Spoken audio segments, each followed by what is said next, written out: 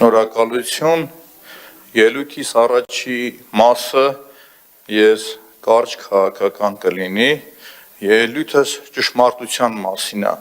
կյանքի ճշմարտության, ու հանրապետություն ու հանրային ձայն դուք լավ լսեք, էլի, որ կյանքում ինչ էլ անեք դուք, փորձեք լինել զորավոր, փորձեք լինել պինդ, մաքուր, որովհետև այլ տարբերակ ուղղակի չկա, կամ կաս, կամ չկաս, կամ դու ես քու քայլերի տերը, կամ տերին ես ծառայում, ու դուք այսօր ծառայում եք, երբ որ 1905 թվականին Իսահակյանը հայտնի գրությունը գրել էր, գրության մեջ կարծում եմ կամ Արեանը քիհիշի հստակ արձանագրվում էր, որ դժբախտաբար կյանքում երկու գույն կա սևը ու սպիտակը, մոխրագույնը չկա,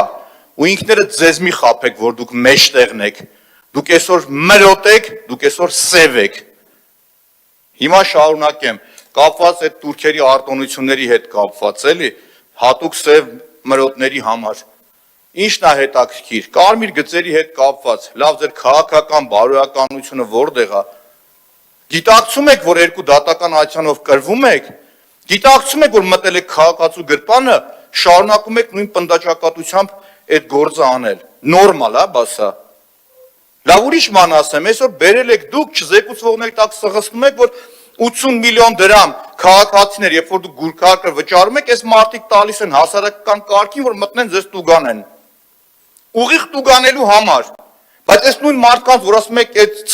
բաները ցանցապատ կամ յուշին հրապարակները կահավորացին պետք է հետևեն, այս մարդիկ այդ գործառույթ տուն են, չեն անում,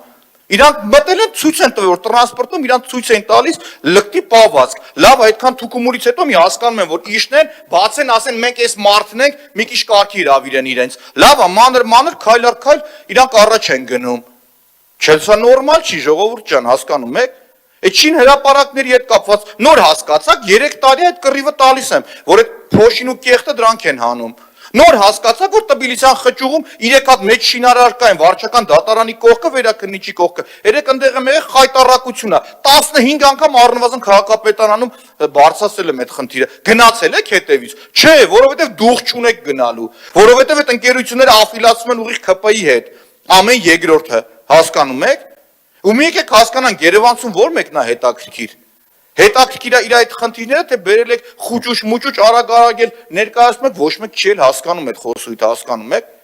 Դավիթը Գրիգորյան պարկեշտ մարդ, գալիս արագ-արագ այն բանի նման դիսերտացիայի պաշտպանության ժամանակ ակադեմիական բառերն օգտագործում գնում, այդ Երևանցուն ոչ մի բան հասկանում եք, պարզ լեզվով խոսացեք, թափանցիկ եղեք, այս Երևանցու նկատմամբ թափանցիկ լինել չի, ժողովուրդ, դուք կեղծ եք, դուք խաբել եք Երևանցուն,